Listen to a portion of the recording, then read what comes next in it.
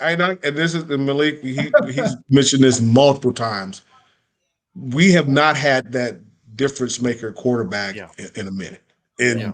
you know, you can. And I I'm don't understand why is it what we love okay. the 3-star running back. We love the 3-star tight end that we turn into 5-star talent superstars. But the quarterback position, let's just be like everybody else and try to get the guy.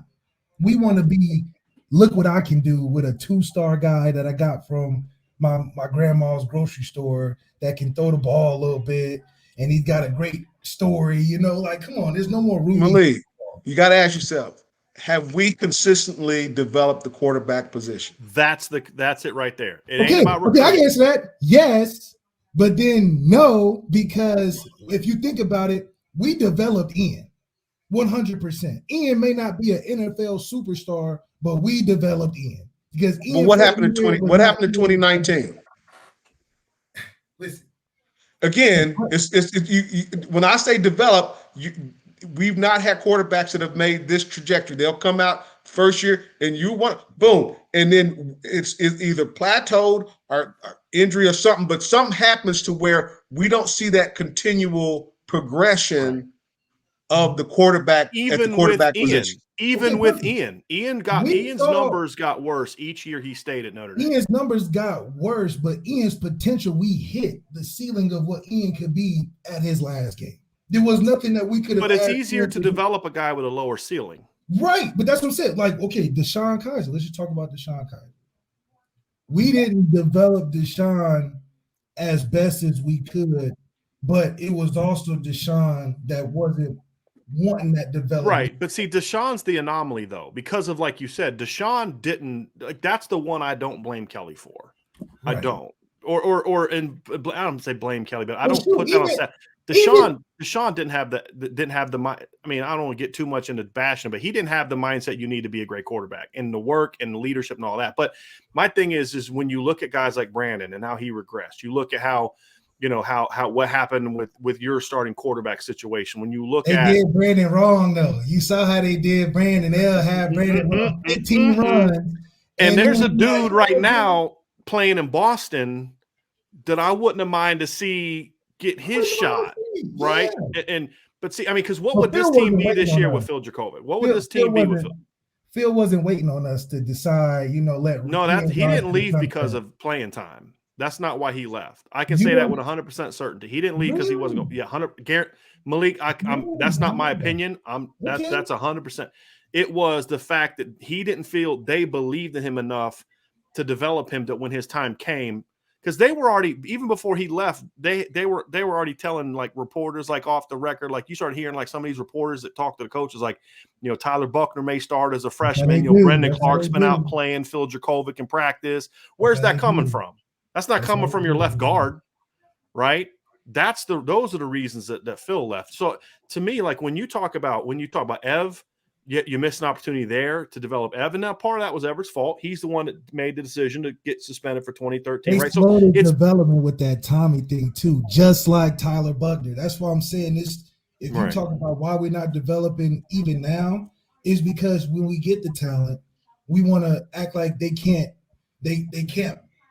do everything in that moment. Right. You know what I mean? I'm like, y'all didn't spend no time trying to develop Drew Pine, but y'all saying that Drew Pine should be starting after the Wisconsin game.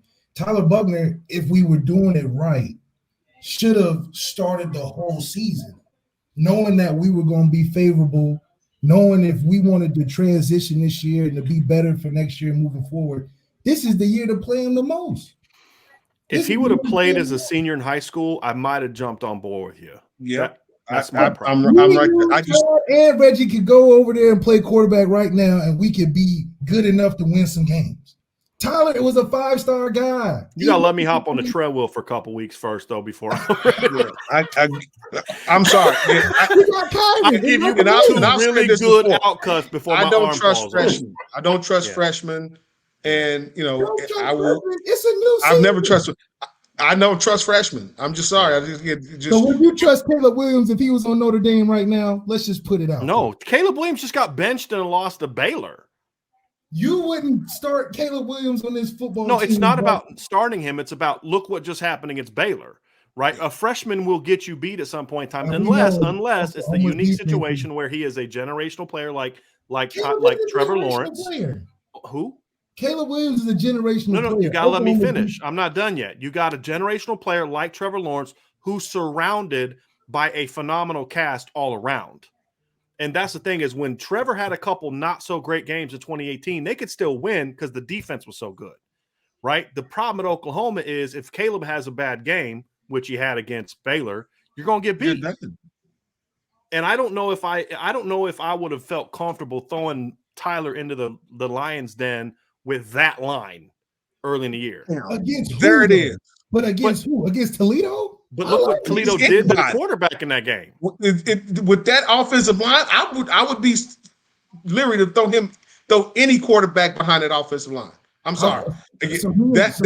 I've not seen Cardinals saying you never let somebody split the double team. And I don't like seeing your offensive linemen, they shouldn't be getting pushed around. Mm-hmm. For sure. And our guys got pushed around. We talked about this on the Lucky Lefty podcast. Me and Sean talked about this. When Tyler Buchner was getting in for when Coach Kelly said the change of pace, the offensive line was blocking better. Kyron was running better because Tyler Buchner became a run threat, which eased the offensive line and being able to do their job because they wasn't pinning their ears back against Jack. Because remember, in the beginning, Jack was a statue.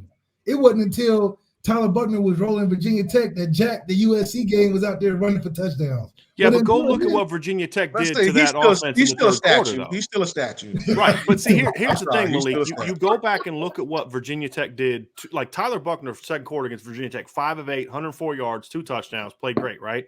Virginia Tech, all they got was 20 minutes of halftime adjustments, and he went 1 of 6 with 2 picks in the third quarter. And that's because they ran out of plays. Remember, his package but that's the whole thing is Tyler. The thing is, take away your senior year of high school at Alter, and the development you got as a leader, as a player, and all that, and then just remove that. How ready would you have been as a freshman? And that's the thing, because Tyler also missed his whole sophomore year because of a knee injury. He played 1 year high school football. So I understand where you're coming from, and that's why I was someone who advocated for having a Tyler Buchner package from jump, and I think they're finally using it correctly.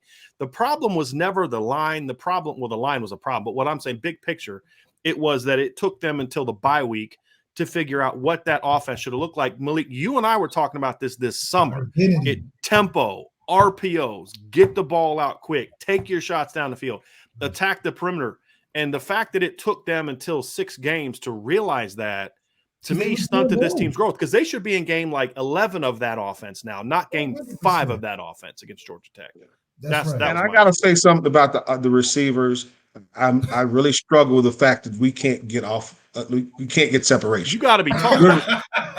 You got to be taught that. I'm not pointing any fingers. All I know is I'm watching drags. And nobody stems up. They just let the safety drop down, get in the hip, and don't move. Now, I see number 87 literally on one leg go out, get in the slot, and on one leg, boom, boom, create separation like that. Yeah. So Reggie, let me ask but I say that to say what I said, you got to have, you need some help. And I said, Jack Coan, that's what I get. If I'm playing us, I'm pressing immediately. Yeah, I'm pressing at the line of scrimmage. Huh? That's what all the teams do to us. Well, but that's what Purdue did. That's what Cincinnati for some reason did. We don't know how to get off of a bump coverage. And you big guys, I'm running through your mouth.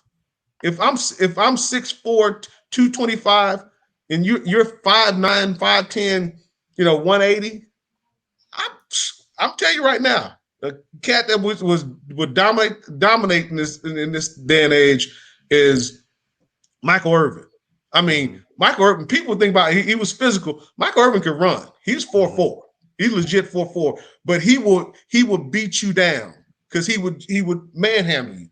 Chase Claypool. I mean, we've had some guys, and it's just like, why would you not throw him the ball? That was my other problem with, like I said, again, seeing the progression of trusting the quarterback. Hey, I mean, trusting the receiver. Get the ball out there, let him go out and make a play. Mm-hmm. Again, that's what I was saying with Buchner. I think he has the capability of being that guy.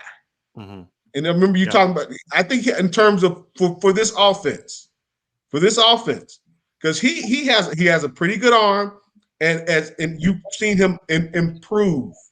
Do you think, would you take him or Brandon Wimbush? Because I feel like Brandon and Tyler's skill sets are pretty similar, especially how they're using both of them. I think both run like running backs. I think Tyler's a more comfortable thrower. Now, again, I'm talking Brandon that we saw, not Brandon that came out of high school. Because Brandon coming out of I remember having a conversation with a coach at Notre Dame who came in a couple years after Brandon was here, and we were talking about Brandon. He's like, man, this kid can't throw a hitch route, and how his mechanics were. And I said, go back and watch his high school film and just tell me what you think. And he's like, I don't know who the heck that kid is. That's not the kid that we have. No. And that's everybody knows. Everybody in this chat knows why I think that happened. It's a guy that's no longer there that coaches up in Minnesota. Isn't that about development? Developing exactly. And I say that my thing in terms of to him when they were trying to slide in there. Look at how Brandon's plays were formed. Brandon was read option. I'm not disagreeing. What I'm saying is, and if I'm that next generation quarterback, why would I come to Notre Dame? Well, but that's what you were asking. Dante Moore, I hope you're not watching this. Yeah, but I think that's why this new offense needs to be shown more. Yes, and exactly. I think again, because Ian was the one that stayed, and I did. He had 2018 was a good year because he was getting the ball out. 2019 drop off because I think that whole thing. Every time you hear about open up the playbook, I hate that saying. Run what works for that player, and as they progress, then you add more. But don't try to do. I felt we were trying to do too much, and we gave more of them, asked more of the quarterback. And I'm sorry, Ian is not. He's not the game breaker. No. He's a manager, game manager, and that's when he was at his best in 2018. He managed again. And you saw him as he started like, well, I got to do more. I got to don't have that mindset. You do more when you do what you're capable of doing. Mm-hmm. Well, and that was the thing. That's where I think I mean, look at 2020. Start off after that Virginia Tech game. You saw his confidence level raise, and you saw him complete more passes, having more success running. I mean. When we got to 2020, I also think that having Tommy Rees, kind of someone that can bounce stuff off of, I think that helped because he wasn't being you got to do this, you got to do this, you got to be the. I think that's the wrong mindset to take to develop a quarterback. Stay within yourself, and let's be honest, the best, the GOAT in the NFL is a game manager. Tom Brady is not. He's not a game breaker. He's the ultimate game manager. He's going to get people where they're supposed to be. And you talked about leadership in the locker room. Everybody understands their role, and so does Tom. He said, I'm not here to, blow it up. I'm just here to make sure everybody gets done what needs to be done. And I'm accurate as I'll get out too. And I will say that that's the most important thing. The most important thing for a quarterback in my mind is accuracy. Mm-hmm. Yeah, but you don't have to be. Tom Brady's not a game changer in that aspect. He's a game manager, which I would agree most of the time. That's not what we need.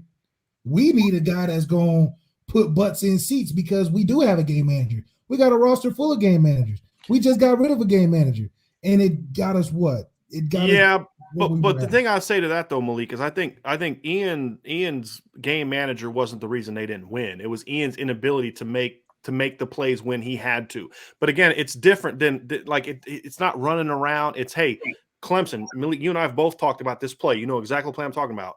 It doesn't take a game manager climbs the pocket and throws the post to Chase or Miles on that second drive, right? It doesn't require Phil Dracovic to make that play or Everett or Trevor Lawrence. And that was the thing is Ian didn't always have that ability, especially in 2018 when he was still, that first year player. But it was about, look, you got Miles, you got Chase, you got Fink. Fink had a great year that year. You got Alizé, you've got You know, you got Dex when he got back. You know, you've just read it out and get the ball where it needs to go. But then, like, you look at 2017, and it's like, you know, Reggie talks about the receiving core. I've always felt as a coach, when you evaluate a job a coach is doing, if one or two kids are struggling with something, you can say it's probably on them. But when your whole position group is struggling with the same problems year after year, it's not the kids anymore. They're not being taught that. And that's kind of, you look at receiver, but it's like people get mad at me. I talk about you got to play freshmen and all this kind of stuff. It's like you lost to Georgia by a point in a game where Freddie Canteen, Cam Smith, and Chris Fink combined for over 100 snaps, and Miles Boykin, Chase Claypool, and Cole Kmet combined for 12. Yeah. If you can't get those guys ready to play, then that's not on them. That's on you. And that's the thing that I think is Notre Dame has been getting the talent. It's about trusting. Like you talked about how the players got to trust in the coaches. That's so important. What I feel like the next evolution for Brian Kelly, and I'm hoping and praying that this year does that for him, is you got to be able to trust them. And they don't have to know every play. Right? It's like Ramon Henderson was talking about how DJ Brown was just telling him what to do. Okay, then you got a great young player. Sometimes you just got to say, hey, he doesn't know all the plays, but you tell Jack Coan to tell him what to do. And that's right? the difference. He doesn't do that with Tyler Right. Buchner. That's why I don't Right. feel like this putting him in for a couple plays and that's not going to get him to where he's going, because he's not giving him something to win a game with. I would agree with you if Tyler would have played more. That's because my thing, Malik, is, and I think you know this too as a quarterback, sometimes when you lose your confidence, you can't always get it back. That's true. That's my fear with Tyler, because he didn't play a lot of high school football. Is he really ready to handle the mental part of the game right now? And if he fails or struggles or starts doubting himself, you can't always get that back. Like, I feel like Everett is a perfect example. Once Everett lost confidence, he could never get it back. Yeah. We never saw that 2012, the Florida State 2013 version of Ev again, right? We never saw that guy again, because once he lost it, he couldn't get it back. And that would be my fear is with Tyler, is because you have a Jack Coan, find a role for Tyler. And if Tyler proves himself capable of running the whole thing, then you put him in. But I don't think he's there yet. And I just wouldn't want to risk of putting him out there. Like you could see it starting to happen in the second half against Virginia Tech. They were throwing stuff at him he hadn't seen before, and you could start to see his confidence, and he starts short arming throws, his mechanics change, like that beautiful throw he threw in the first half. Right, but do I want to recruiting at? That's what's what that? I'm like. Why? But where's our recruiting at? Because the stud quarterback that you should have had that came before him is playing in Boston right now. So all I'm saying is, again, we have to prove that we can develop that position. Yeah, because you know, agree. we get the top running backs because we've proven we can develop that position. We get the top offensive linemen because we've proven to develop that position. Right. Defensive line, our linebackers now, safeties. To me, the cornerback position is still out for debate. I'm still struggling with that group. You know, again, the edge guys are the ones that I'm struggling with. What we're doing. Mm-hmm. What are we doing with receivers and our corners? And corners. Yeah. Mm-hmm. Yeah. Quarterback. I mean, that's just given. I mean, and again, if I don't see Tyler Buchner, progress from this year, from what he's done this year, if there's no progression next year, then that's a problem. Mm-hmm. That's a problem. And I'm with Brian. I know what you're saying in terms of like getting the packages to allow him to have the opportunity and to flourish in those opportunities.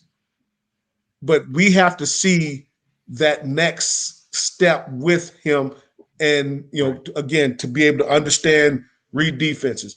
Continue. I would be hesitant to not keep it simple, because you have the backs, you have the skill positions. If you can develop it, that can help him. You gotta. He needs that help. If he feels he has to do everything, that's a problem, because I think that was a problem with Ian. He felt he had to do everything when that's not your responsibility. Right. I just need you to distribute the ball and take care of the football and make the plays when they present themselves, like to run, take advantage of them when they're there. but I don't need you to win the game.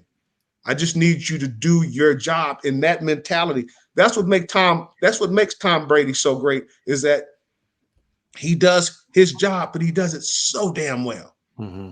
And he's not out there trying to tell Mike Evans, hey, let me show you how to run this post, run this dig route. Tom is sitting his ass back in the pocket, delivering the football. And if you don't get where you're supposed to get, Tom's on your behind, because he knows where you're supposed to be. And when you know your quarterback knows, you know this, Malik, if you know your quarterback knows and can get you the ball where you need it, you're going to do some special stuff for that quarterback. But if your quarterback is kind of like hedging and shaky, you're not going to have the same confidence in him that you need to have the success. I just haven't seen it that consistently from the quarterback position at Notre Dame right now. Malik, I'll say this to you. I think I understand where you're coming from, because Tyler is, to me, the most dynamic quarterback Notre Dame has had since Everett, in my opinion. As far as, there was a kid that wore number 8 that was pretty dynamic guy too, in between there too. But as far as like being a passer first, that's also a dynamic runner. And I think that's what made Everett effective in 2012, is Everett could sit in the pocket and go through reads and throw the ball and then run. I think sometimes he got away from the running part in 2014. But definitely got away from it in 2014. Yeah. But to me, with Tyler, is the reason that I think Tyler, it's enticing to you and I, two guys who are frustrated by the fact that Notre Dame needs to develop that guy, and you see this talent, and then you see how much more talented he is than Jack, and I'm sympathetic to it. But I feel like in his specific situation, because he's played so little football, I'd have been a little nervous just handing the reins over to him early on. I said the exact same thing. It's not that he can't play. It's hard to, again, in that position, you can't you just can't do that position. Not everybody can't just play that position if you have to. You have to. Football is the one game you can't practice into being good. You have to practice, but you have to go out and perform and play the game, the hits, the nuances of it. That's what makes football so special. You cannot play basketball for a while and then come out and still, again, once you, like I said, learn, keep the mechanics of shooting. You can't. There's no mechanics for getting your head knocked in. But that you got to know, and there's a feel that you have. And if you can take a hit, there's a way you take a hit to where you're not absorbing that full blow. Yeah, that's not something you don't practice that, because you don't practice getting hit. But if you're about to take a hit, you can absorb that blow because you see it coming and you adjust to that. But this is where his experience will grow, and why I said he should have started the whole season, because that's where you learn it. Yeah, you didn't play for 2 years, but even if you played your senior year in high school, that's not going to get you prepared for running away from guys that we're playing at Notre Dame. Secondly, it'll get you more prepared than just standing around not doing anything. But that's why I'm saying it hurts him, because now you put him in a situation where if you're recruiting this kid to as a 5-star quarterback, he was one of the best quarterbacks in his class, and then you turn around and tell him, well, we don't want to really push you to play your first year because you haven't played in a year and a half, then my thing, it goes back on recruiting. And what you recruiting for, if you want to baby him into something instead of getting guys that's ready to go, because there's guys in the same class as him that are playing today that are ready to go. So yeah, but every kid is different though, right? Like you have to evaluate every kid. You like okay, here's a couple names of guys. Michael Vick, Jameis Winston didn't play snap as freshman, right? Jameis went out as a redshirt freshman, having not played snap, but clearly they didn't think Jameis was ready. Clearly Michael wasn't ready. I saw Michael in high school. He wasn't ready as a freshman. He was dynamic, but he wasn't ready yet. And I think that's the thing with Tyler is he didn't do anything, and from what I'm told, he didn't necessarily do anything to where it was like, okay, we have to play him as the one. He did do enough to say we got to get him on the field somehow. I just felt like every time he's played in games, the more you see him, the more mistakes you see, because he just doesn't have that. Like, you're to your point, Malik, is like playing in high school doesn't get you ready for playing against George Karlaftis, but not playing in high school puts you even further behind. And that's the thing that to me hurt Tyler. And I think he's in a position now as he continues to progress.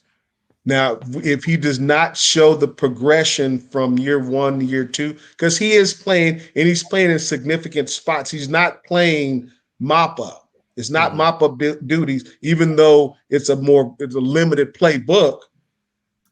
I think that's fine. But again, as long as he's developing that confidence in what is being asked of him and given opportunity to grow into that role and to develop that comfort, because confidence is key. And if you have that confidence, perfect. Yeah, and helping him with that, and part of that confidence is being able to, make the plays, and after making the plays, and it builds. But again, I'm with Brian for the 7 point. If you have a couple of little, like I said, I would hate to see him go up against, like I said, a team, where he's forced to play in the play. I would love to see more of him playing against Georgia Tech and Stanford. I would love to see for the bowl, because. But that's the thing. He could play this whole season. It wasn't okay. Because my thing is, one, we know right now that Tyler Buchner has a better arm than Jack, has a better arm than Drew Pine. We know that Tyler Buchner can run better than Jack and run better than Drew Pine, which from a talent perspective makes us our best option. Now, getting him ready to play and running things that he's comfortable with, if we were committed to Tyler Buchner, that would have happened in spring. We would have known what he liked. We would have developed him if he took all the reps in ones. He would have had a better chance of progressing faster and being ready to take on the lead role earlier if he was playing like you said. You wanted to see him against Stanford. Shit, I want to see him against Florida State. Florida State's terrible. I want to see him against Toledo. Toledo's terrible. So none of it. And if Jack is so much in a better position to play right now, then we should be winning games by 35 plus points. Because I'm pretty sure Tyler could do just as good, if not better, in getting us the same amount, if not more, points against Toledo than Jack did. Let me ask you this, Malik, because you've also said this. Once they finally started building around what Jack can do, they did start beating teams by 20, 30 right, points. and right? that's what I'm saying. And I think to your point is, here's why I'll say this, or I think, Malik, you might be onto something. They either needed to play Tyler and commit to Tyler, or if you're going to play Jack, commit to Jack. Yes. And I feel like they didn't do either one. Like, and they didn't say, okay, Jack, if that. Jack's your guy, then you need to run an that. offense that allows Jack to, and like Kelly kept on the spring about, Jack's a better athlete than people think. What? No, he's not. No, he's like, not. But why would you trick somebody like that? Because you literally run into because you've convinced yourself your offense has to look like this. Yeah. And that's the thing is like that's what I've been saying. You said your offense, your offense has to be adaptable to your personnel. And again, Jack Coan is not going to the RPO game is not for him. It's not. It's just not. And you were talking about how Buchner got in there and made some plays because it was better for the offensive line. It was better for the offensive line is because the guy he was reading when Jack is in there, they don't even look at the Jack. They go right to the running back. So you take that game is reduced in terms of its effectiveness. You're But talking when you about have a running zone, quarterback, right, Reggie, real quick. You're talking about read zone, right? Not RPOs. Yeah. Read. Okay, just to make sure. Read zone. Yeah. They kept. You're right. Because what they kept doing the inside zone crap, and they're just crashing the backside, and Jack's never pulling and running. Because he's not going to pull it. They know he's not going to pull it. I dare you to pull it and run and not hand it off to Kyron. That's why he scored that touchdown against USC. Is because no one is like, is he running? They were still in shock when they were watching him run down the field. Like, is that really Jack Coan running for a touchdown? They panicked. It's like, that can't be happening. This is why we go so crazy every week talking about the offense, because every week we literally witness us run two different offenses. One offense is not only different than the starters, but is packaged different. So now you only getting a selection of 4 different items when you're dealing with one quarterback that you're not committed to. You bring a quarterback in that you're half committed to, putting a lot on him to do things his ceiling isn't there for. So now when you're only scoring 21 points, you're like, which direction do we head? If I'm Michael Mayer, I'm running hard for Jack because I know I might get it. If I'm playing for Tyler Buchner, I know I got to block. I know I got to extend the play. So you running 2 different style of offenses. One, Coach Kelly could probably run Jack style offense right now. Tommy Reese isn't coaching the same quarterback for Jack and Jack Coan. He's probably got two different play sheets or a sectioned off, highlighted. Yeah, you definitely have your Tyler Buchner section. Yeah, but why though? Because Tyler we already know Tyler's more talented than Jack. I can understand if, like a Kelly Bryant, Trevor Lawrence situation where Kelly Bryant's got a lot of talent, so you can see what he's doing in the beginning, and then if something happens, Trevor comes in. Well, we know that the worst that can happen is Tyler going to do something to extend the play more than Jack would. So your offensive line will be in a better shape. Maybe he turns it over a little bit more. But shoot, if we turn over against the teams we're playing, we should have the confidence with the guys around that we should still win the game. And yeah, but would you have had confidence in the guys around him early in the year when you look at the offensive line to still – because I think when you look at the second half – we was running Chris Tyree and two I'm talking about – but somebody's got blocked for those dudes, right? This ain't 7-on-7. Right. No, I'm saying, but that's when the O-line was doing all right when Coach Kelly talked about that change of pace because Jack will go in, we'll have Chris Tyree in there with Kyron and Tyler. But they weren't really doing better though. Like all the plays that Kyron made were like him making people miss, and then Tyler would make runs where nobody's blocking damn hard for every yard. That's what our success for what Coach Kelly was looking for. This run game took off when they finally did what we have been talking about. Sean, you and I have been talking about this in summer. Malik, you and I talked about this off the air. When they finally said, we don't have the linemen to be a running football team. We're going to build around the pass, and that's going to allow us to then be better running the football. When they finally made that decision, all of a sudden, and even Kelly even admitted it, eventually. It's like for him to admit something that like that was like, wow, but it's but look, you think about that. That's important though. You should know. You should know. For him to admit to it, I thought that was a big improvement for him because that was huge to me. He's never made an in-season change like that. Like as far as like without changing the quarterback. Yeah. But even in the passing game, this offensive line is not good.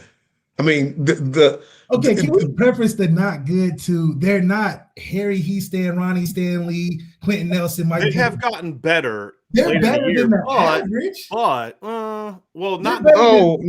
Depends on which part of the season you're talking about. Are you talking about the first 6 games or the last 5 games? Right at this very crux of the season. Yeah. Well, can I ask you this though, Malik? Do you pause at all to think about the fact that this improvement is happening while they're playing god-awful defenses that don't rush the quarterback against anybody? Well, that's been the whole season. Yeah, Virginia, no, because you played Jermaine we were Johnson averaging giving up 4 sacks a game. Yeah, you played George Karlaftis, you played Myjai Sanders. I mean, you were playing Wisconsin's front 7, they were playing some legit good defenses. And this is the thing we wrote about, at the midpoint was after Virginia Tech, the defenses they play are awful. Like I think Virginia had like 9 sacks on the season coming into last week. Oh, we knew Virginia. Hey, right? Sean talked about Virginia. Oh, but it's sad that we scored. Georgia Tech has 16 sacks this year. 8 of them came in 1 game. Oh my God! Right? Like so. Now we should win out. We should win out, no doubt. But for me, the offensive line, the continuity is everything. And I've not seen the consistency in that unit in terms of their ability to work together.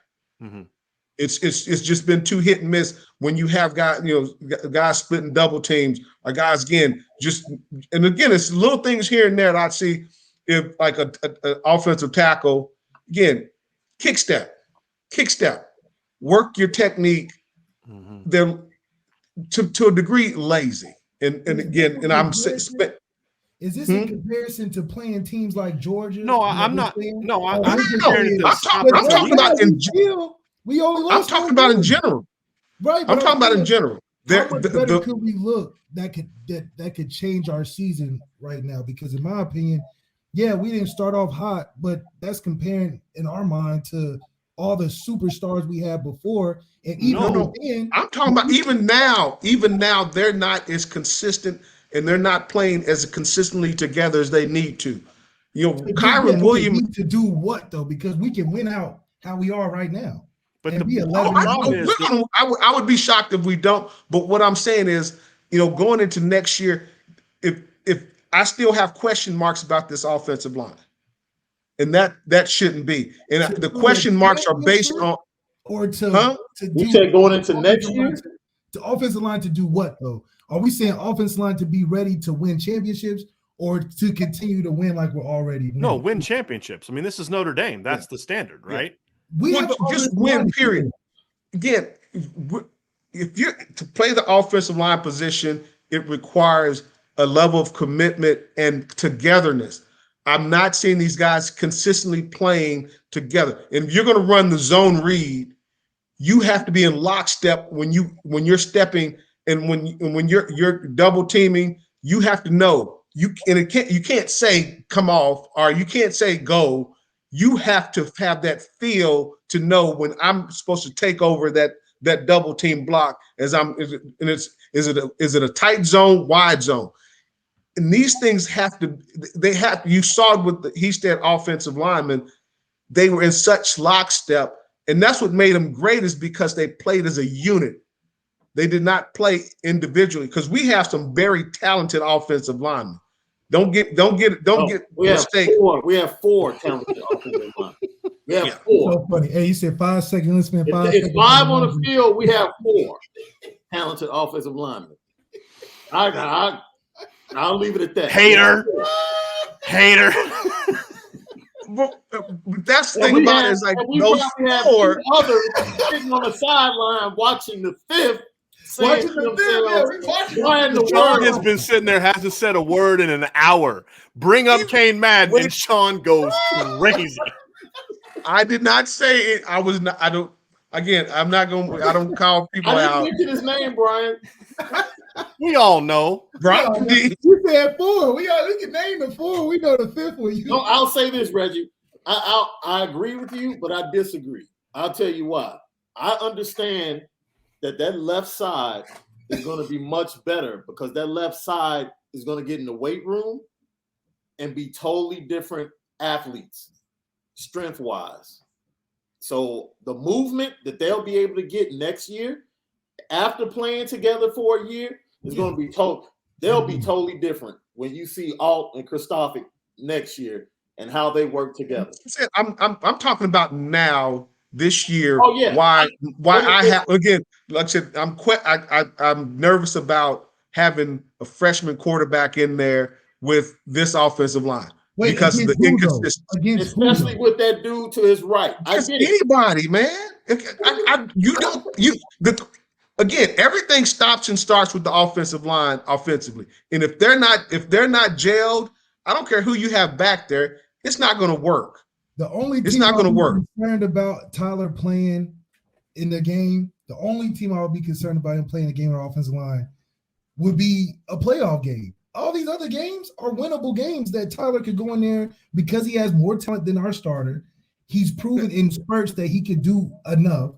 What are you so saying? I'm okay with him playing more. I would be okay with him playing more these last few games because our offensive line has gotten better. And again, I would love to see what he can do, again. In a full game. I think it's a full game. Right. We've seen to that. He threw more passes to Virginia Tech in the second half than he did his own team when Virginia Tech actually had 20 minutes of halftime to prepare for what that offense would look like. That's why I said he's more closely related to. But again, I think the thing where Reggie and I are pushing back on is when you're at Notre Dame and you're the head coach of Notre Dame or the offensive line coach of Notre Dame, you are not judged on your ability to beat Navy and Virginia in a 5-5 North Carolina team or 4-5 USC team. The reality is you are judged on your ability to go beat the best teams on your schedule. And the offensive line does not leave me warm and fuzzies. And Sean, yes, they're going to get bigger and stronger next year, but are they going to still play with the proper technique and timing? Because the reality is Jeff Quinn's been here for 4 years. They've only shown that ability to do that 1 year. Right. And there was somebody different there. Right. This goes to your point is totally, but I think this goes to the quarterback conversation. I've been a fanboy for the last hour, bro, because the quarterback conversation between these two dudes has been fantastic, especially about the development. We've talked about it offline for years. Why is it that quarterbacks at Notre Dame don't seem to take the next step in development? And I'm looking for the answer. Even if you go out and get Dante Moore, he still has to have some type of. It might not be the same amount of development. I think they need to streamline the number of voices in the quarterback's ear. And this is something I think, Malik, you can speak to more than anything. And that, because like, here's what I see. I watch Jack Coan or Tyler Buchner come off the sideline. Brian Kelly jumps in their ear. Sometimes Brian Polian has something to say for some reason I don't understand. Yeah. Then he's got to go. Then and when it was Chip Long, it was then he had to talk to Chip. Then he had to talk to Tommy. For me, if I'm Coach Kelly, you got to let Tommy coach the quarterbacks. That's it. Because when I was playing, it was I talk to Coach Kelly, then I get on the phone, talk to Stanford, then I get up. Then I get off the phone. Then I got to go holler at Denbrock because Denbrock, Kelly, and Stanford all calling plays every time. So that's why it be times during the season we get a delay a game, the first play of the game. We look it over like, how are we getting a delay a game out of a timeout, out of a half, like because you got three guys. I think that's happening. I think that's happening. I think again, that's why I said if I see the progression in Tyler from this year to next year, then you could make a case for bringing more that superstar in. But I agree, you have to have that singular voice, which I think it needs to be Tommy, and and I think Kelly has been better about letting him call the plays and letting him run his meeting room.